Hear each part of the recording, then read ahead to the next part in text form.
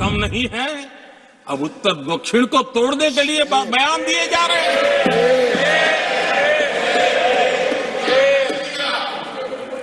और ये कांग्रेस हमें लोकतंत्र और फेडरलिज्म उस पर प्रवचन दे रही है।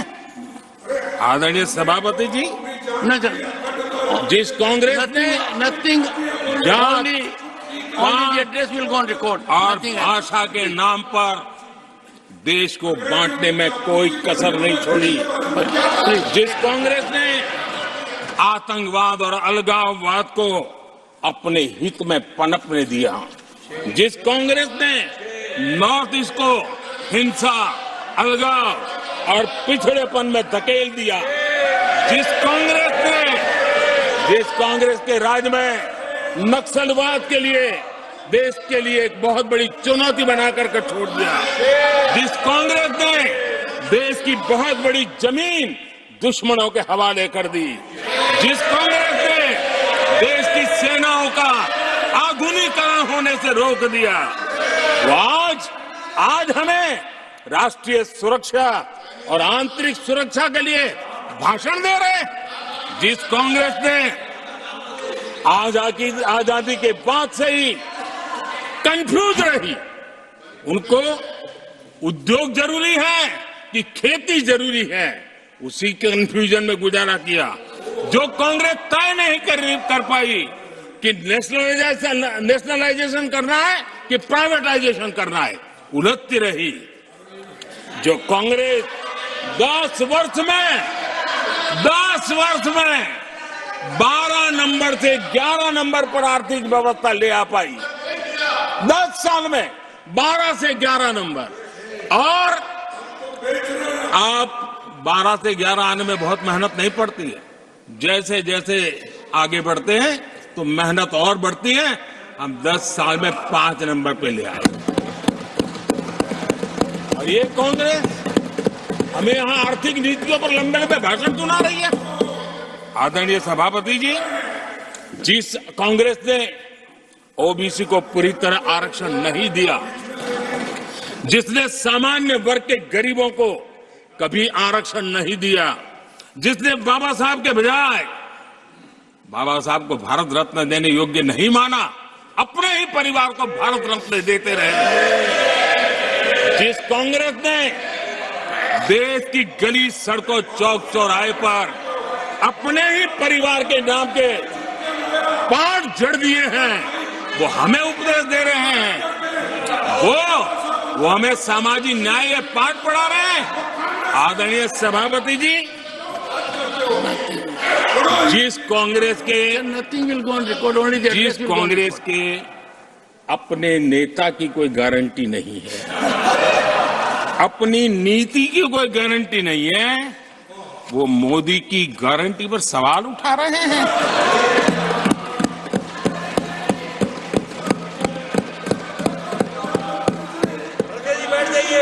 आदरणीय सभापति जी, आदरणीय सभापति जी, यहां एक शिकायत थी,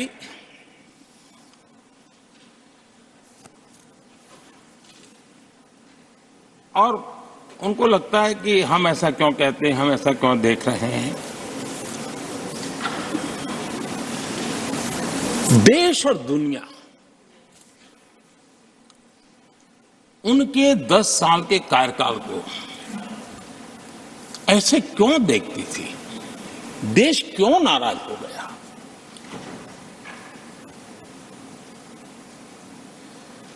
इतना गुस्सा देश को क्यों आया।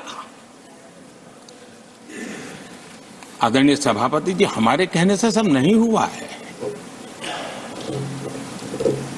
खुद के कर्मों के फल और अब तो सामने रहते हैं, वो कोई दूसरे जन्म में नहीं होते हैं, इसी जन्म में। आदरणीय सभापति जी, कुछ हम किसी को बुरा नहीं कहते, हमें क्यों कहना चाहिए। जब उन्हीं को लोगों ने बहुत कुछ कहा हो तो मुझे क्या कहने की जरूरत है। मैं एक वक्तव्य सदन के सामने रखना चाहता हूं। मैं पहला कोट पढ़ रहा हूं। सदस्यगण जानते हैं, ये कोटेशन है। सदस्यगण जानते हैं कि हमारी ग्रोथ धीमी हो गई है और फिस्कल डेफिसिट बढ़ गया है। महंगाई दर बीते 2 वर्षों से लगातार बढ़ रही है। करंट अकाउंट डेफिसिट हमारी उम्मीदों से कहीं अधिक हो चुका है। ये कोट मैंने पढ़ा। ये किसी भाजपा के नेता का कोट नहीं है, नहीं ये कोट मेरा है। आदरणीय सभापति जी, यूपीए सरकार के 10 साल पर तत्कालीन प्रधानमंत्री आदरणीय पीएम के रूप में रहे श्रीमान मनमोहन सिंह जी ने कहा था और खुद के कार्यकाल में कहा था। ये हालत थी, उन्होंने वर्णन किया था। आदरणीय सभापति जी, अब मैं दूसरा कोट पढ़ता हूं। देश में व्यापक गुस्सा है। पब्लिक ऑफिस के मिसयूज को लेकर भारी गुस्सा है। इंस्टीट्यूशंस का मिसयूज कैसे होता था, ये उस समय ये भी मैंने नहीं करा।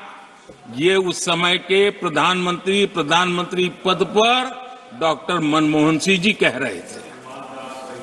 उस समय भ्रष्टाचार को लेकर पूरा देश सड़कों पर था। गली गली में आंदोलन चल रहे थे। अब मैं तीसरा कोट पढ़ूंगा।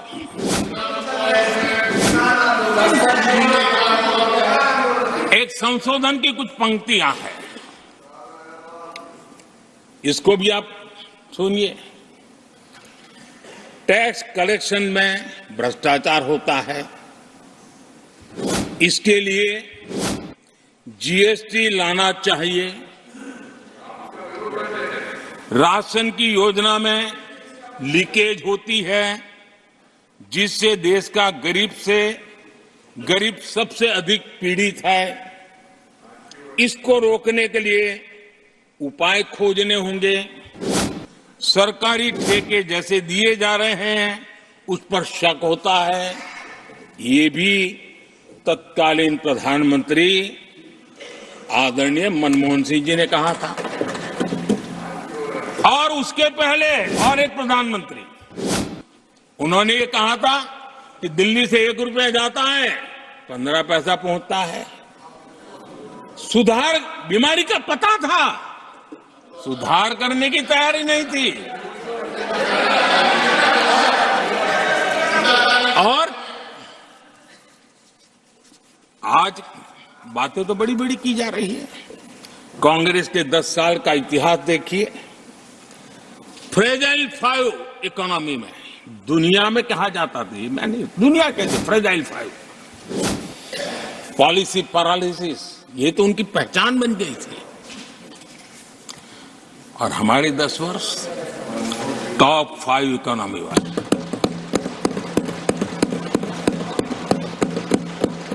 हमारे बड़े और निर्णायक फैसलों के लिए 10 साल याद किए जाए। आदरणीय सभापति जी,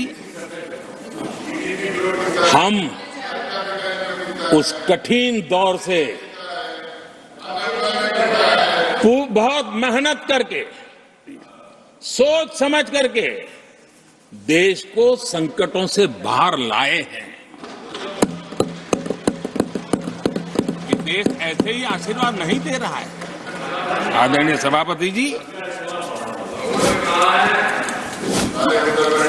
यहां सदन में अंग्रेजों को याद किया गया। Unbecoming conduct. Please continue. No please please. आदरणीय सभापति जी, इस सदन में अंग्रेजों को याद किया गया। अब राजा महाराजाओं का तो अंग्रेजों के साथ गहरा नाता रहा था उस समय। तो अब मैं जरा पूछना चाहता हूं कि अंग्रेजों से कौन इंस्पायर्ड था? मैं तो ये तो नहीं पूछूंगा कि कांग्रेस पार्टी को जन्म किसने दिया था, ये तो मैं नहीं पूछूंगा। आजादी के बाद भी देश में गुलामी की मानसिकता को किसने बढ़ावा दिया? अगर आप अंग्रेजों से प्रभावित नहीं थे तो अंग्रेजों की बनाई दंड संहिता, पिनल कोड, आपने क्यों नहीं बदली? आदरणीय सभापति जी, अगर आप अंग्रेजों से प्रभावित नहीं थे तो अंग्रेजों के जमाने के सैकड़ों कानून क्यों चलते रहे? आप अगर अंग्रेजों से प्रभावित नहीं थे तो लाल बत्ती कल्चर, ये लाल बत्ती कल्चर इतने दशकों बाद भी क्यों चलता? अगर आप अंग्रेजों से प्रभावित नहीं थे तो भारत का बजट शाम को 5 बजे इसलिए आता था क्योंकि ब्रिटिश पार्लियामेंट का सुबह शुरू होने का समय होता था। ये ब्रिटेन की पार्लियामेंट के समय के अनुकूल शाम 5 बजे बजट की परंपरा क्यों चलाए रखी थी आपने? कौन अंग्रेजों से इंस्पायर था? पर आप अंग्रेजों से प्रेरित नहीं थे तो हमारी सेनाओं के चिन्हों पर आज भी गुलामी के प्रतीक अब तक क्यों बने हुए थे? हम एक के बाद एक हटा रहे हैं। अगर आप अंग्रेजों से प्रेरित नहीं थे तो राजपथ को कर्तव्य पथ बनने के लिए मोदी का इंतजार क्यों करना पड़ा? आदरणीय सभापति जी, अगर आप अंग्रेजों से प्रभावित नहीं थे तो अंडमान और निकोबार, इन द्वीप समूहों पर आज भी अंग्रेजी सत्ता के निशान क्यों लटके पड़े थे? आदरणीय सभापति जी, अगर आप अंग्रेजों से प्रभावित नहीं थे तो ये देश के सेना के जवान देश के लिए मन मिटते रहे, लेकिन देश के जवानों के सम्मान में एक वॉर मेमोरियल तक आप बना नहीं पाए थे। क्यों नहीं बनाया? अगर आप अंग्रेजों से इंस्पायर्ड नहीं थे, प्रभावित नहीं थे, तो भारतीय भाषाओं को हीन भावना से क्यों देखा? स्थानीय भाषा में पढ़ाई के प्रति आप लोगों की बेरुखी क्यों थी? आदरणीय सभापति जी, अगर आप अंग्रेजों से प्रेरित नहीं थे तो भारत को मदर ऑफ डेमोक्रेसी बताने में आपको कौन रोकता था? आपको क्यों महसूस नहीं हुआ कि दुनिया में? आदरणीय सभापति जी, मैं सैकड़ों उदाहरण दे सकता हूं कि आप किस प्रभाव में काम करते थे और देश को सुनते ये सारी बातें याद आने वाली है। आदरणीय सभापति जी, मैं एक और उदाहरण देना चाहता हूं।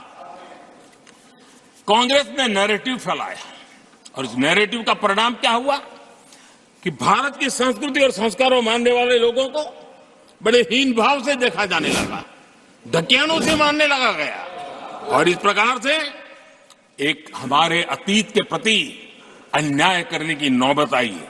अपनी मान्यताओं को गाली देते हैं, अपनी अच्छी परंपराओं को गाली देते हैं तो आप प्रोग्रेसिव है। इस प्रकार के नैरेटिव गढ़े जाने लगे देश में और उसका नेतृत्व कहां होता था ये दुनिया भली बातें जानती है। दूसरे देश से आयात करना, उसको गर्व का, और भारत की कोई चीज है तो दूसरे दर्जे की है, ये स्टेटस बना दिया गया था। ये स्टेटस सिंबल बाहर से आया, मेड इन फॉरेन स्टेटस बना दिया था। ये लोग आज भी वोकल फॉर लोकल बोलने से बच रहे हैं। मेरे देश के गरीबों के कल्याण का काम है। आज आत्मनिर्भर भारत की बात उनके मुंह से नहीं निकलती है। आज मेक इन इंडिया कोई बोलता है तो उनके पेट में चूहे दौड़ने लग जाते हैं। आदरणीय सभापति जी, देश ये सब देख चुका है और अब समझ भी चुका है और उसी का परिणाम आप भुगत भी रहे हैं। आदरणीय सभापति जी, राष्ट्रपति जी ने अपने अभिभाषण में विस्तार से 4 सबसे बड़ी जातियों के विषय में हम सबको संबोधित किया था। युवा, नारी, गरीब और हमारे अन्नदाता। हम जानते हैं इनकी समस्याएं ज्यादातर एक समान है, उनके सपने भी एक समान है, और उसके समाधान अगर करने हैं तो थोड़ा 19-20 का फर्क पड़ेगा, लेकिन इन चारों वर्गों के समाधान के रास्ते भी एक ही हैं। और इसलिए उन्होंने बहुत ही उपयुक्त रूप से राष्ट्र का मार्गदर्शन किया है कि इन 4 स्तंभों को मजबूत करिए, देश विकसित भारत की तरफ तेज गति से आगे बढ़ेगा।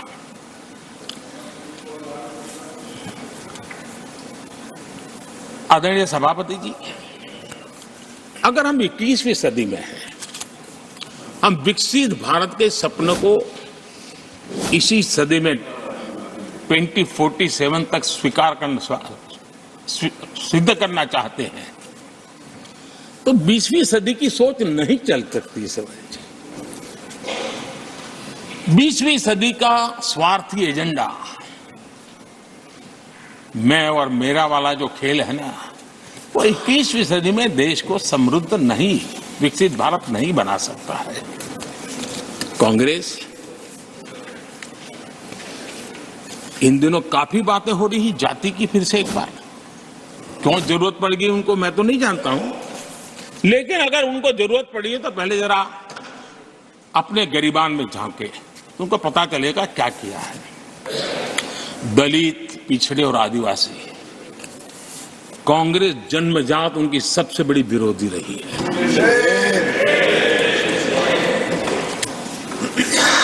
और मैं तो कभी कभी सोचता हूं, अगर बाबा साहब न होते ना, तो शायद कि SC ST को आरक्षण मिलता कि नहीं मिलता, ये भी मेरे मन में सवाल उठता है। आदरणीय सभापति जी, और मैं ये कह रहा हूं, इसके पीछे मेरे पास प्रमाण है।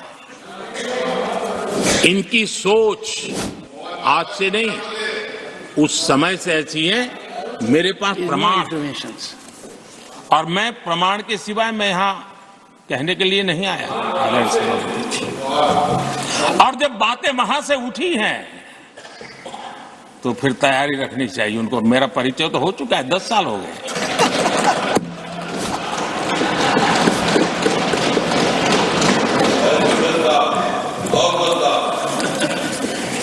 एक बार, और मैं आदरपूर्वक नेहरू जी को इन दिनों ज्यादा याद करता हूं, क्योंकि हमारे साथियों की अपेक्षा रहती है कि जरा उनको तो बोलो, कुछ तो बोल रहा थे। अब देखिए, एक बार नेहरू जी ने एक चिट्ठी लिखी थी, और ये चिट्ठी मुख्यमंत्रियों को लिखी थी। मैं उसका अनुवाद पढ़ रहा हूं। उन्होंने लिखा था, ये देश के प्रधानमंत्री पंडित नेहरू जी द्वारा उस समय के देश के मुख्यमंत्रियों को लिखी गई चिट्ठी है, ऑन रिकॉर्ड है। मैं अनुवाद पढ़ता हूं। मैं किसी भी आरक्षण को पसंद नहीं करता, और खासकर नौकरी में आरक्षण तो कतई नहीं। मैं ऐसे किसी भी कदम के खिलाफ हूं जो अकुशलता को बढ़ावा दे, जो दोयम दर्जे की तरफ ले जाए। ये पंडित नेहरू ने मुख्यमंत्रियों को लिखी हुई चिट्ठी है। और तब जाकर के मैं कहता हूं, ये जन्मजात इसके विरोधी है। नेहरू जी कहते थे, अगर SC ST OBC को नौकरियों में आरक्षण मिला तो सरकारी काम का स्तर गिर जाएगा। और आज जो आंकड़े गिनाते हैं ना कि इतने यहां है, इतने यहां है, उसका मूल यहां है, क्योंकि उस समय उन्होंने रोक दिया था रिक्रूटमेंट ही मत करो। अगर उस समय सरकार में भर्ती हुई होती और वो प्रमोशन करते करते आगे बढ़ते तो आज यहां पर पहुंचते। सभापति जी, ये कोर्ट में पढ़ रहा हूं, आप वेरीफाई कर सकते हैं। मैं पंडित नेहरू का कोर्ट पढ़ रहा हूं।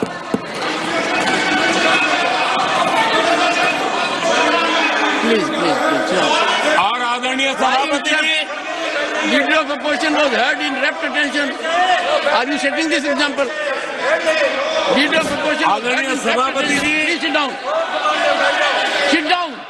आप तो जानते हैं नेहरू जी ने जो कहा वो कांग्रेस के लिए हमेशा से पत्थर की लकीर होता है। नेहरू जी ने कहा मतलब पत्थर की लकीर उनके लिए। दिखावे के लिए आप कुछ भी कहें, लेकिन आपकी सोच ऐसे कई उदाहरणों से सिद्ध होती है। मैं अनगिनत उदाहरण देख सकता हूं, लेकिन मैं एक उदाहरण जरूर देना चाहता हूं, और वह उदाहरण मैं जम्मू कश्मीर का देना चाहता हूं। कांग्रेस ने जम्मू कश्मीर के एससी, एसटी, ओबीसी को 7 दशकों तक उनके अधिकारों से वंचित रखा।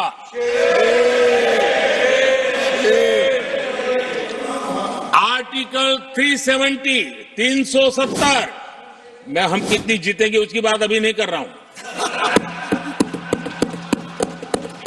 आर्टिकल 370 को निरस्त किया,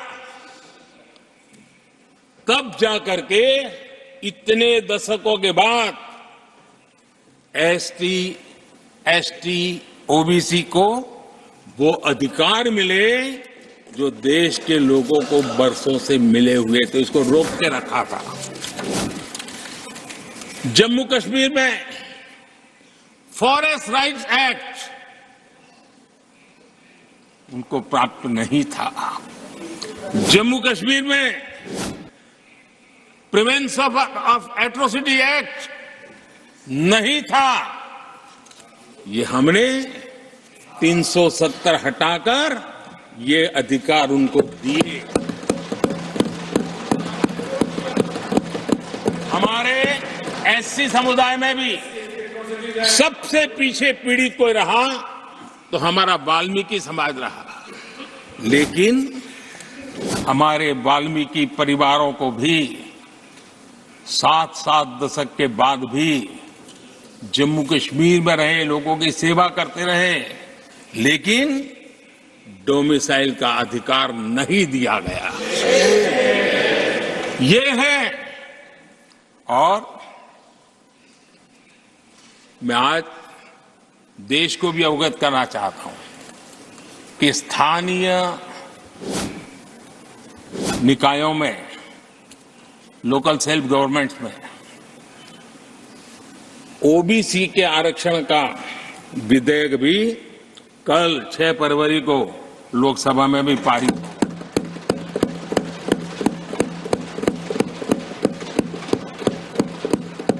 आदरणीय सभापति जी,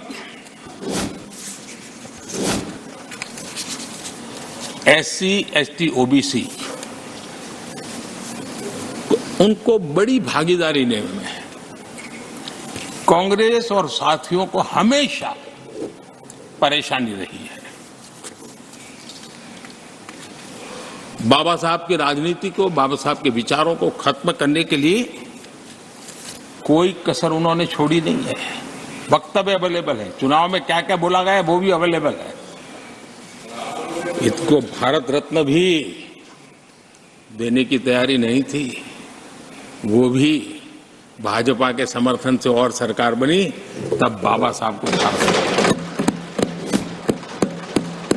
इतना ही नहीं, सीताराम केसरी अति पिछड़ी जाति से कांग्रेस पार्टी के अध्यक्ष उठा करके फुटपाथ पर फेंक दिया गया। ओबीसी, वो वीडियो अवेलेबल है, वो देश ने देखा सीताराम केसरी के साथ क्या हुआ। और आदरणीय सभापति जी, इनके एक मार्गदर्शक अमेरिका में बैठे। सभापति जी, इनके एक मार्गदर्शक अमेरिका में बैठे। Sir, only the address will go on record. जो Please, only address, no. पिछले चुनाव में हुआ तो हुआ के लिए फेमस हो गए थे